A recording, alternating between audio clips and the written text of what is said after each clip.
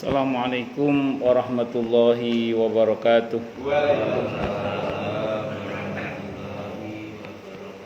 Bismillahirrahmanirrahim. Alhamdulillahi rabbil alamin.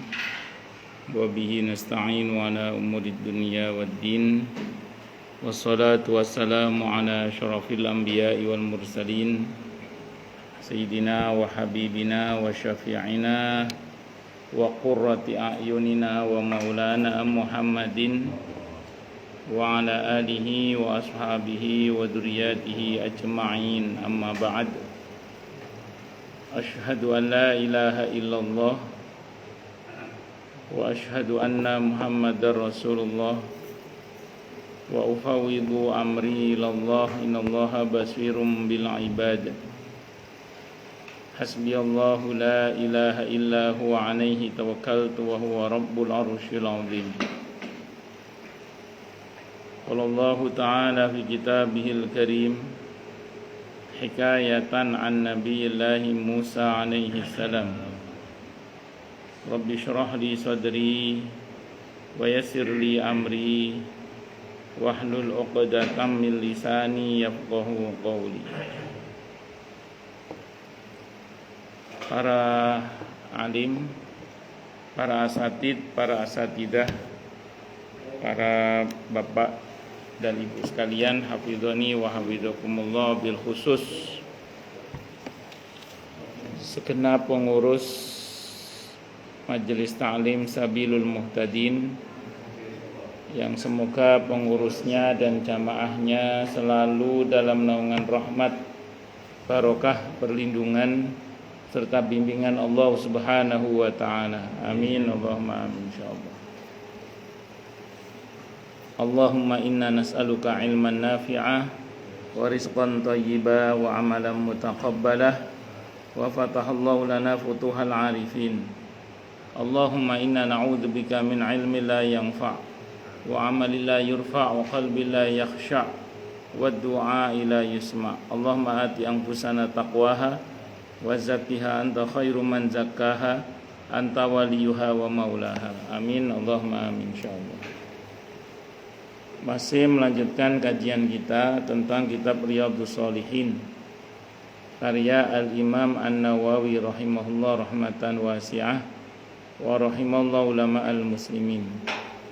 Qala al-muallif rahimahullahu ta'ala wa nafa'ana bihi wa bi'ulumihi fid dharain, amin. Bismillahirrahmanirrahim. Bab baru nih di buku saya halaman 122. Banyaknya jalan kebaikan. Sebelumnya kita berdoa, Allahumma barik lana fi Rajab wa Sya'bana wa balighna Ramadan. Allahumma ighfir lana warhamna wa tub alaina. Amin, Allahumma amin, insyaallah. Banyaknya jalan kebaikan. Wa qala Allah Ta'ala berfirman di surah Al-Baqarah ayat 215. Wa ma taf'alu min khairin fa innallaha bihi alim. Dan apa saja kebaikan yang kamu perbuat, maka sesungguhnya Allah Maha mengetahui. Al-Baqarah ayat 215. Jadi semua perbuatan yang kita lakukan Allah mengetahui. Karenanya gak usah takut orang gak tahu, karena Allah pasti tahu. Kalau kita berbuat baik, gak usah takut orang tidak mengapresiasi kebaikan kita, karena asal kita ikhlas dan benar melakukannya, kebaikan kita pasti diapresiasi oleh Allah. Makanya orang yang mengerti ayat ini, dia tidak akan protes hanya gara-gara misalnya sedekahnya enggak diumumkan. Wah, saya kemarin nyumbang kok nama saya enggak disebutkan. Ya, kenapa? Karena yakin semua sudah ada, diketahui oleh Allah Subhanahu wa taala. Waalaikumsalam warahmatullahi wabarakatuh. Kecuali jenengan khawatir uang jenengan korupsi. Kabeh ana jenenge kok jenengmu ndak jenenge lho, duitku tutuk apa ora kaya panitia pembangunan. Kalau itu tidak apa-apa itu. Untuk memverifikasi. Takutnya terjadi kecurangan-kecurangan. Tapi kalau secara secara amal ya, semua diketahui oleh Allah Subhanahu wa taala.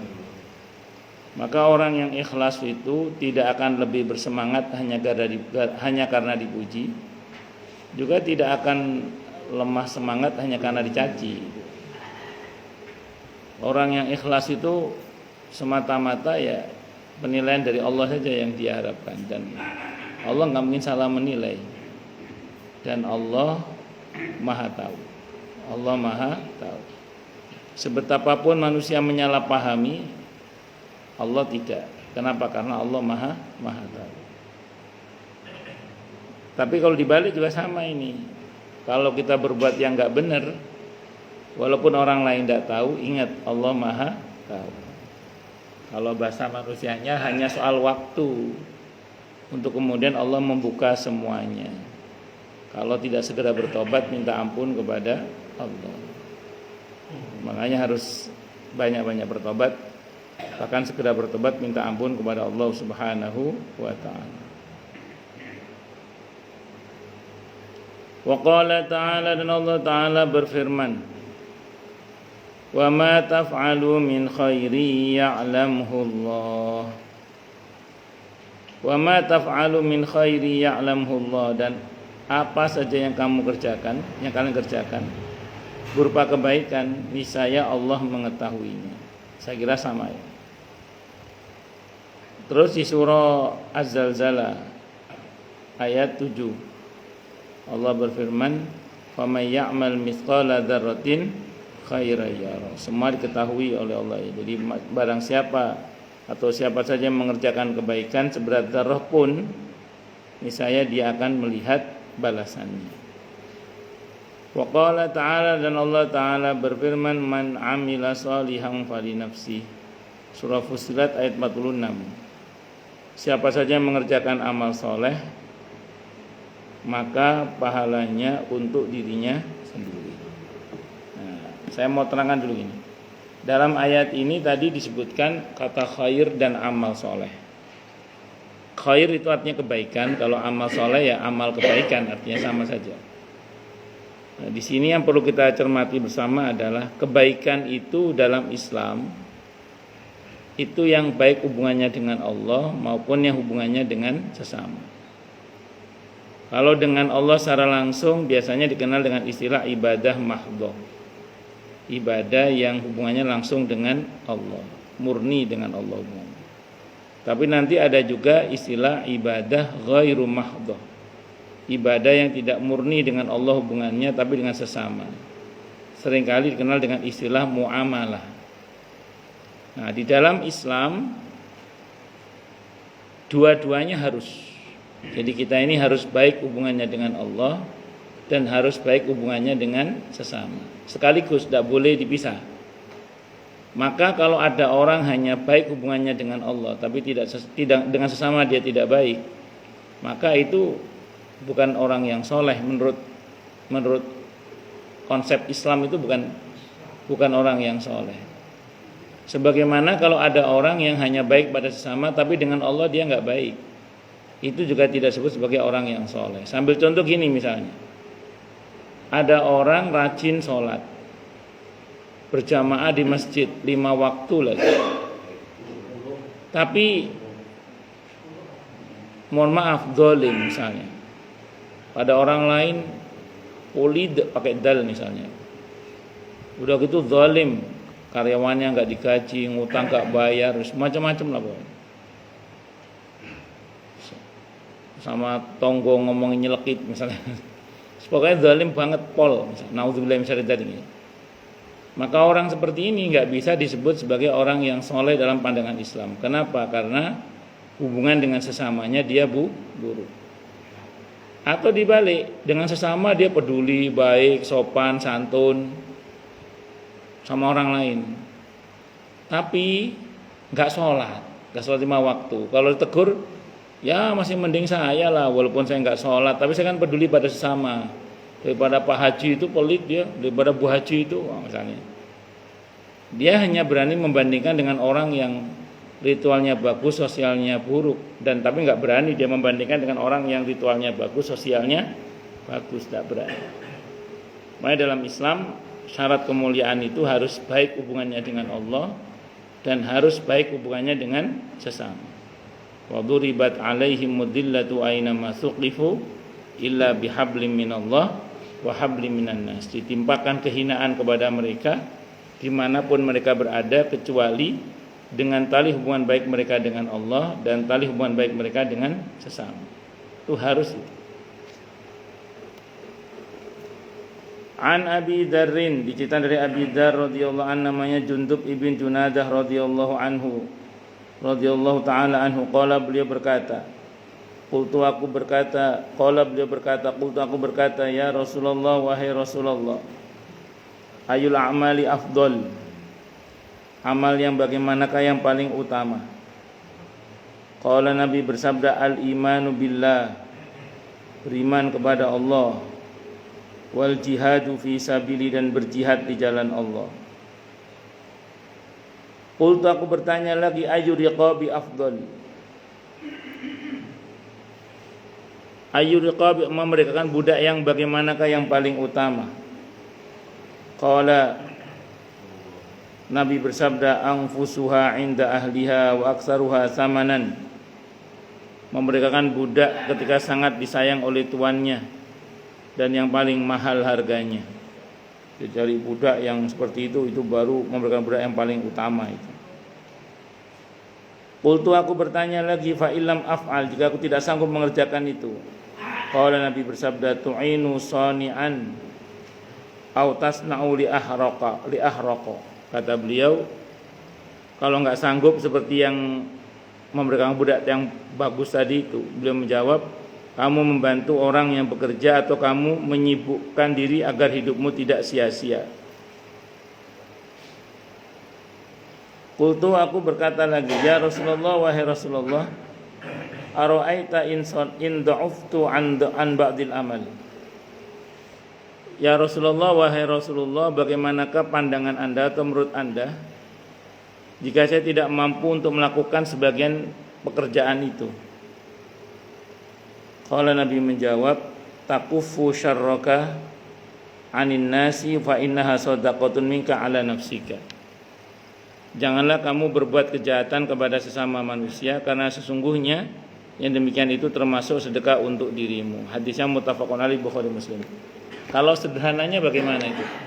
Idealnya, ini kalau ngomong idealnya ya, seorang itu dimanapun dia berada, dia bermanfaat untuk dirinya dan orang lain. Kalau tidak bisa bermanfaat bagi orang lain, paling tidak jangan meresahkan orang lain. Nah itu rumusnya itu. Intinya apa?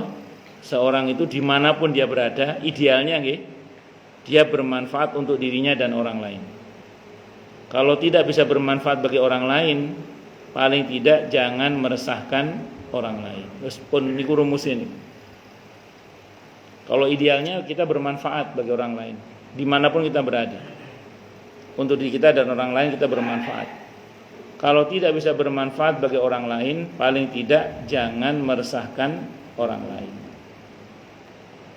Caranya bagaimana? Jaga lisan, jaga tangan.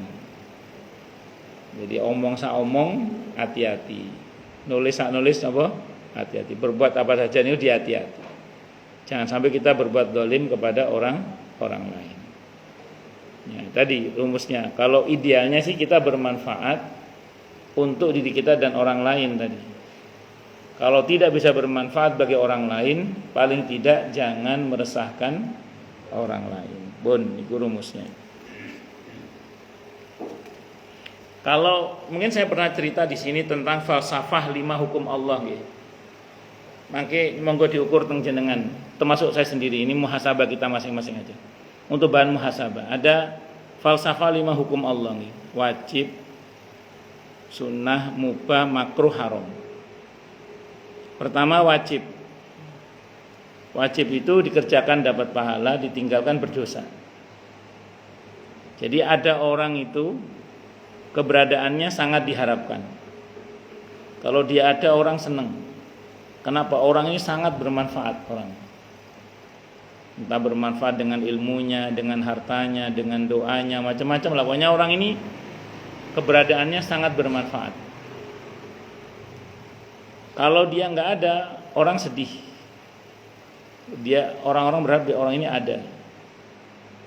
Nah, kira-kira kita termasuk yang ini nggak? Nggak usah jauh-jauh di lingkungan, di level keluarga aja, atau keluarga besar kita. Kita termasuk yang diharapkan nggak kedatangan kita. Kalau kita nggak datang, orang nyari nggak, misalnya. Nah, kalau iya, bersyukurlah pada Allah. Berarti jenengan, saya, kita insya Allah dan semoga termasuk orang yang tipe wajib. Ini bagus, ini luar biasa. Terus kemudian yang kedua, tipe orang yang hukum sunnah. Sunnah itu dikerjakan berpahala, ditinggalkan tidak berdosa. Itu hukum sunnah. Jadi ada orang itu kalau dia ada, orang seneng karena orang ini bermanfaat. Kalau dia nggak ada, nggak apa-apa sih, cuman sebaiknya dia ada gitu. Jadi kalau dia nggak ada, nggak apa-apa sih, cuman sebaiknya dia ada. Artinya ini masih diharapkan kedatangannya. Kita nggak usah ngukur di lingkungan, di level keluarga aja. Apakah kita termasuk yang ini? Kalau iya, masih hitungannya masih bagus. Jadi 1, 2 itu hitungannya masih bagus. Tipe yang ketiga, tipe mubah. Mubah itu dikerjakan tidak berpahala, ditinggalkan juga tidak berdosa. Jadi ada orang itu yang kalau dia ada, ya orang biasa aja, nggak terbebani, tapi juga nggak seneng banget, terus biasa aja gitu aja. Kalau dia nggak ada, orang juga biasa. Artinya ada dan tiadanya orang biasa. Model orang begini ini biasanya kurang bermanfaat, tapi juga tidak membahayakan. Jadi keberadaannya tidak jadi problem, ketiadaannya juga tidak jadi masalah. Dibilang baik sudah kurang baik, dibilang jelek enggak juga, ya cukup lah, cukup. Kalau yang pertama kan amat baik, yang kedua kan baik. Ini dibilang baik enggak, tapi jelek juga enggak, cukup lah. Dengan nah, seorang muslim itu minimal di level ini, minimal ini. Jangan turun lagi, minimal di level ini. Jadi kalau tidak bisa bermanfaat bagi orang lain, paling tidak jangan meresahkan orang lain. Ini paling enggak di level cukup ini. Nah, ada juga orang yang tipe makro. Makro itu dikerjakan tidak berdosa, ditinggalkan berpahala. Ada orang yang keberadaannya orang nggak ada masalah. Jadi ada orang itu orang nggak ada masalah. Cuman kalau dia tidak ada, orang seneng gitu. Jadi kalau dia ada, oke, nggak ada masalah. Cuman kalau dia nggak ada, orang seneng. Jadi sebaiknya dia nggak ada gitu. Berarti apa? Keberadaannya menjadi beban. Ya mungkin ada hal yang tidak disukai dari masyarakat, tapi tidak terlalu signifikan sehingga dia ada nggak apa-apa sih. Cuma kalau dia nggak ada lebih baik. Ini tipe makro. Saya awalnya cuma cerita. Jadi ada seorang bapak pulang ke rumah, dari balik jendela anaknya ngomong, ngapain sih mah dia pulang lagi gitu. Jadi bapak suami pulang, istrinya sama anaknya ngeliat dari jendela, ya dia pulang lagi. Naudzubillah min syarri dzalik. Jadi ada bapak pulang itu malah istrinya sama anaknya ngeliat dari jendela, ya dia pulang lagi. Saya awalnya cuma cerita, ternyata ada jamaah saya yang mengalami itu. Jadi saya punya jamaah ibu-ibu, tapi udah cerai sekarang ya, udah cerai dari suami yang ini. Jadi juwahat suaminya itu, naudzubillah min syarri dzalik. Saking juwahatnya ketika dia pulang, anak laki-lakinya itu loh, lihat dari jendela gitu. Ngapain sih mah dia pulang lagi gitu. Saking nggak senengnya bapaknya pulang, karena jahatnya bapaknya itu. Kan biasanya anak laki-laki kan seneng sama bapaknya kalau pulang. Ini malah nggak senang. Gak cuma istrinya, anaknya pun nggak senang kalau bapaknya. Saking juwahatnya bapaknya. Naudzubillah, ini jangan sampai kita termasuk yang ini ya.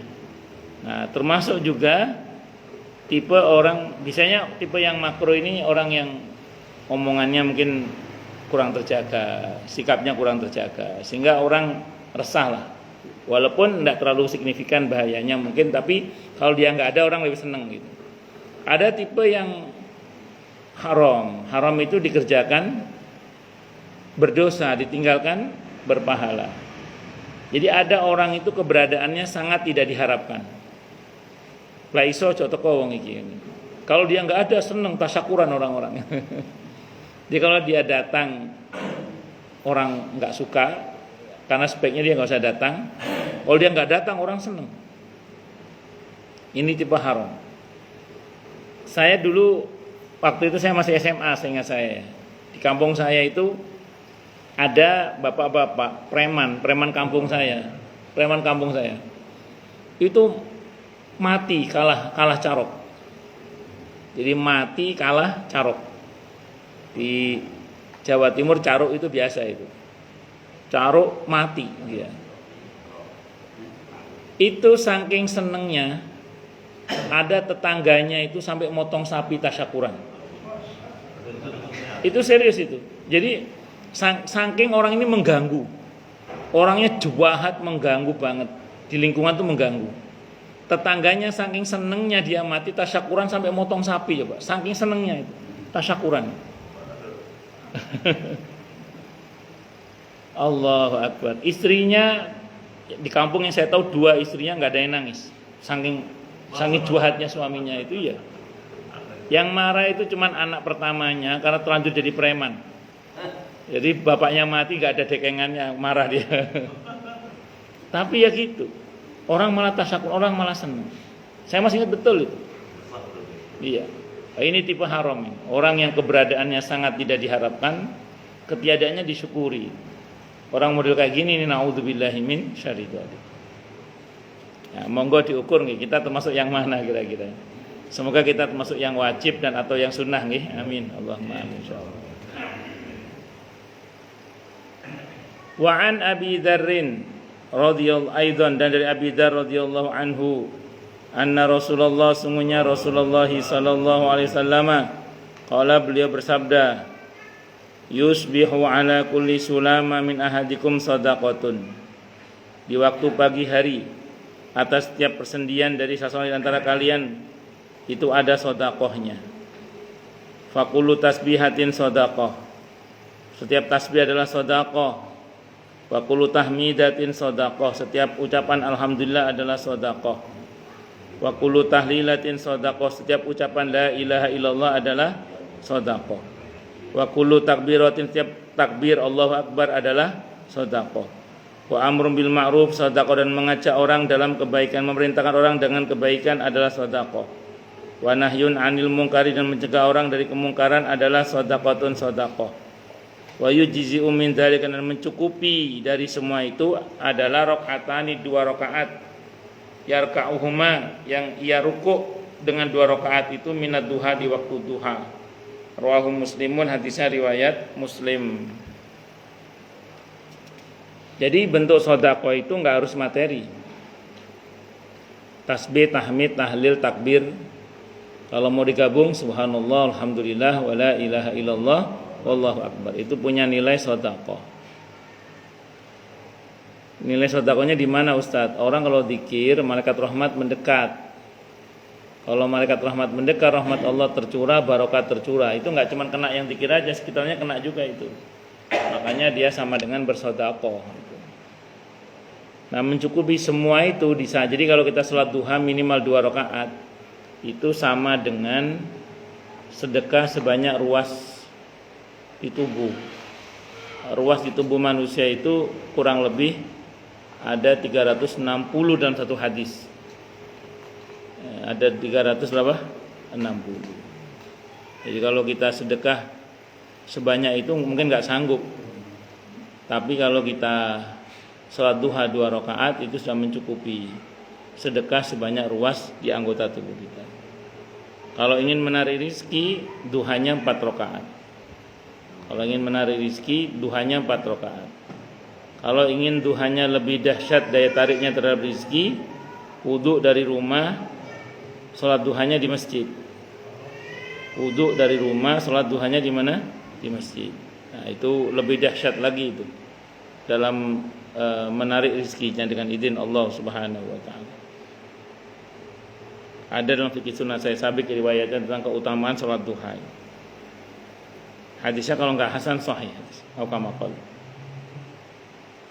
Wa anhu, dan diceritakan dari Abi Dzar Al-Ghifari radhiyallahu anhu, qala, beliau berkata, Qala Nabiyyu, bersabda siapa Nabi kita Muhammad sallallahu alaihi wasallam, uridat alayya a'malu ummati hasanuha wa sayyi'uha, ditampakkan kepadaku amal-amal umatku, baik yang baiknya maupun yang buruknya. Fawajatu fi mahasini amaliha al-adha yumatu an tariqi, wa wajatu fi masawi a'maliha an-nukha'atu takunu fil masjidi la tudfan. Jadi semua amal kebaikan kita dan keburukan kita ditampakkan kepada Nabi kita Muhammad SAW.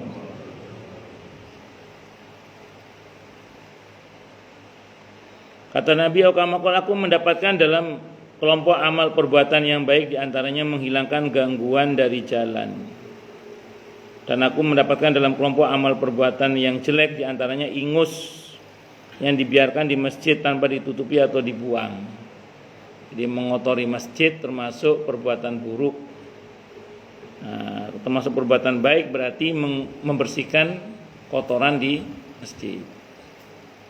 Nah, termasuk juga kebaikan adalah menghilangkan halangan di jalan. Seringkali dicontohkan duri. Kalau sekarang mungkin kalau jenengan Pak RT atau Pak RW, terus kok di wilayah jenengan ada polisi tidur yang curam, itu tolong dipapras itu. Ya, supaya enggak membuat orang misuh kalau lewat situ. Ya, kalau jenengan RT atau RW, kalau di wilayah jenengan ada polisi tidur yang curam, itu dipapras atau dilandaikan. Saya tahu tujuan polisi tidur supaya orang nggak ngebut, itu saya tahu, supaya orang aman. Tapi dibuat selandai mungkin. Jangan sampai orang keguguran gara-gara apa? Polisi tidur kaget. Sekarang malah apa? Pada zamannya Pak Harto dulu polisi itu dihancurin. Dihancurin semua nih. Zaman Pak Harto nih. Saya masih ingat. Oh. Tapi sekarang malah dibudayakan. Itu ada undang-undangnya memang itu. Jadi untuk membuat polisi tidur itu ada undang-undangnya. Kalau tidak sesuai dengan undang-undang bisa kena pidana sebenarnya. Ngotong ya Pak Haji? Undang-undang Dishub. Undang-undang Dishub itu ada aturannya itu. Makanya jadi tolong dibuat selandai mungkin. Tapi kalau saya bisa memaklumi bahwa itu tujuannya supaya masyarakat yang mengendarai motor di wilayah itu tidak ngebut, supaya orang enggak celaka. Tapi maksud saya kalau bisa dibuat selandai mungkin, supaya orang tidak misuh pas lewat situ, atau kadang kantrok takutnya nanti keguguran hamilnya itu. Saya itu kalau saya nggak salah ingat ya, ada jamaah saya saya ngisi kajian di SMS Jakarta Selatan ya, di Pancoran itu, di gedung Milenia ya, dekat rumah sakit situlah. Nah, Tebet itu. Nah, itu dia pasti berundangan lewat polisi tidur itu jatuh sampai nggak sadarkan diri. Nggak tahu akhirnya bagaimana itu. Nah, jadi hati-hati. Takutnya kita termasuk yang membuat halangan. Nah, kalau bisa dibuat selandai mungkin. Ya, dirapatkan terus dibuat selandai mungkin, dipapras atau di wonten nggih. Nggih. Pokoknya dibuat yang selandai mungkin lah.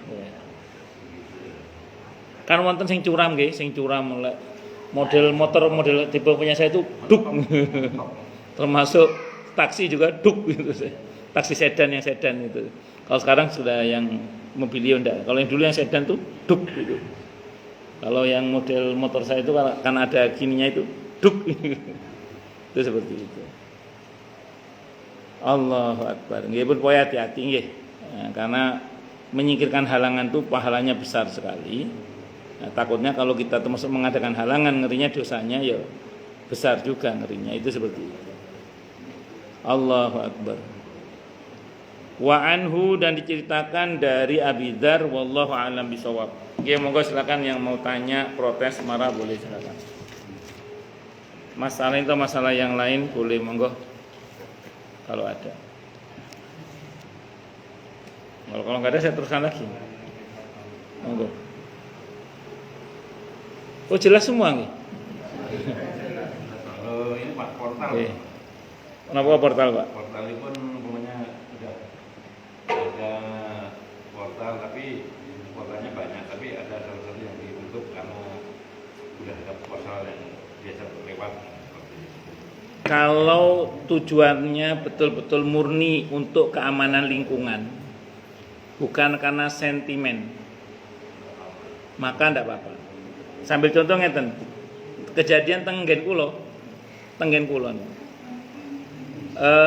pernah ada konflik antara RT sebelah dengan RT sebelahnya. Gara-gara konflik ditutup aksesnya itu. Gara-gara konflik pribadi ditutup aksesnya dan merepotkan warga itu. Sampai saya komentar itu. Ini baru RT aja udah bikin repot orang, gimana kalau dia jadi gubernur. Gara-gara sentimen pribadi. Tidak boleh kalau gitu. Tapi alhamdulillah sekarang pembuatan. Sekarang pertimbangannya lebih pada keamanan. Dan alhamdulillah wa masya Allah setelah dibuat sistem kayak sekarang ini relatif aman.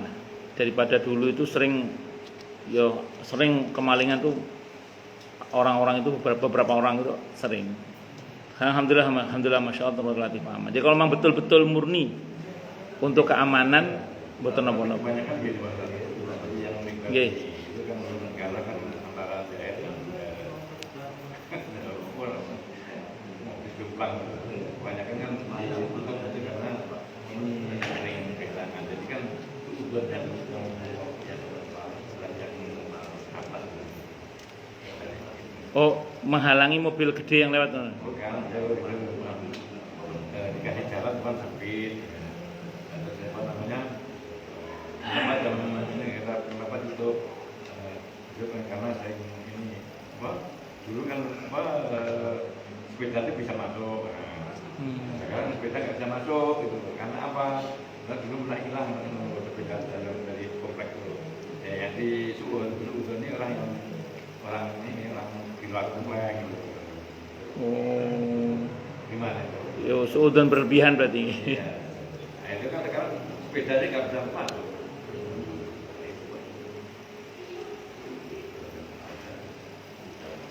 Jadi yang di suudzoni orang kampung yang keluar masuk komplek itu nih. Ya, saya nggak bisa jawab ya. Cuman ngeten. Kasus yang di Harapan Indah niku, kasus pencurian itu beberapa kali yang ketangkep nggih. Itu memang orang kampung sekitar Harapan Indah. Yang ketangkep loh nggih. Kecuali yang pokoknya nggak ketangkep. Beberapa kali kasus yang terjadi pencurian di Harapan Indah itu orang perkampungan sekitar Harapan Indah sendiri. Yang ketangkep loh nih, yang ketangkep. Belum yang nggak ketangkep itu. Yang ketangkep itu. Makanya mungkin makanya dibuat sistem portal-portal itu. Tapi kalau ngen kula sih mboten sampai menyulitkan warga kampung sih mboten. Orang kampung tetap bisa masuk, cuman memang ada peraturan portal-portal yang sekarang dibuat nggak biasanya ngoten mawon. Tapi lek sekiranya niku malah mutus akses orang banyak, ya mungkin apa tuh dipertimbangkan kembali lah. Karena kadang ngeten, ini kejadian di Duta Keranji. Beberapa tahun yang lalu udah lama gitu. Pernah di Duta Keranji itu motor itu sampai 20 hilang dalam 1 bulan. Mobil beberapa. Itu dievaluasi itu sama RT-nya lah, sama RW-nya dievaluasi. Pertama yang coba diminimalisir itu warung-warung yang ada di dalam warung-warung yang bukan milik warga, tapi kan kadang ada orang luar itu bikin warung di situ, orang kopi apa di pojok-pojok. Itu ditutup semua. Karena itu rupanya peluang untuk maling membaca situasi di perumahan itu dengan cara nongkrong di warung itu sambil baca situasi. Satu. Yang kedua ini signifikan. Satpamnya diganti tentara. Jadi satpam yang biasanya dipecat diganti yang dari tentara. Ternyata aman setelah itu. Nah, terjadi diindikasikan, tapi ini bukan suudzon, tapi indikasi yang patut diwaspadai lah. Memang dikhawatirkan ada kerjasama antara satpam lama dengan maling yang bermain di situ itu.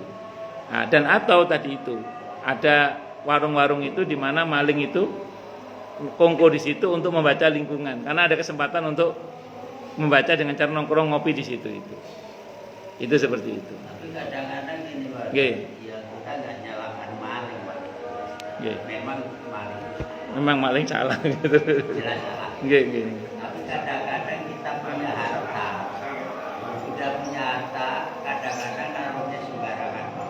Contohnya kita punya motor, taruh di jalan, ntar kalau hilang, akhirnya dia mencak-mencak. Sedangkan itu kan sebenarnya punya motor juga salah kan. Nggih. Kenapa punya harta ditaruh di jalanan? Dari jaga Nah, ya. itu ya, makanya kadang-kadang juga gitu Pak. Kadang-kadang malingnya disalahin. Kalau saya ya sebetulnya ya lihat sikonnya, kalau malingnya ngambilnya di jalannya jalan-jalan maling. Kalau kasusnya memang trader, ya sih memang iya sih kalau trader. Tapi kalau sudah masih hati-hati, masih kena juga, itu ya patut kita waspadai juga kan, karena ada beberapa kasus yang saya pernah tahu, naudzubillah min dzalik, dari orang-orang itu nih.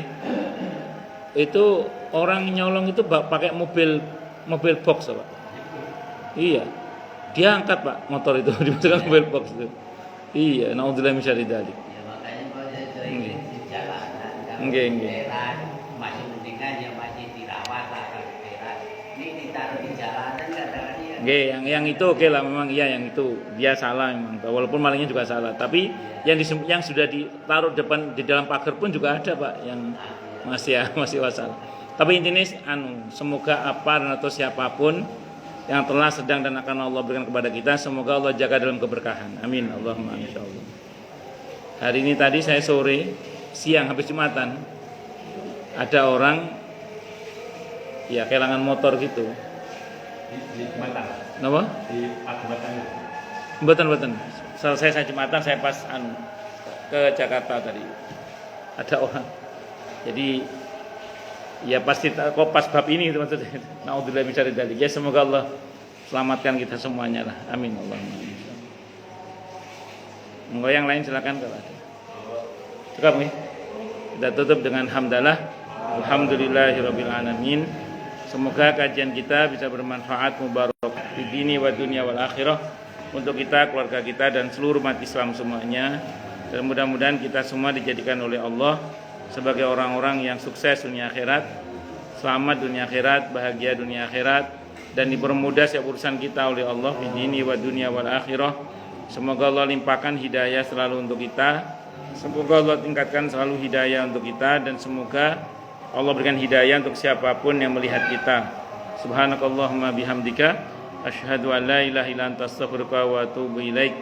Sallallahu alaihi Muhammad wa ala alihi wasallam. Saya mohon maaf. Wassalamualaikum warahmatullahi wabarakatuh.